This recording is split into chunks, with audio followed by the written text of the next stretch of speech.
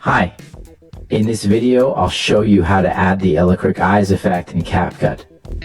Let's start. This is our video, and we want to add the electric eyes effect to it. Drag and drop the video. Play the video to ensure that the video has no effects. Then select the effects menu. In the search bar, write electric eyes.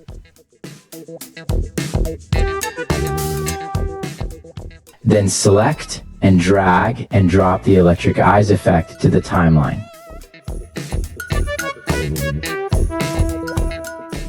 Play the video after adding the electric eyes effect. That is it. Please subscribe, like, and share. Thanks for watching. Goodbye.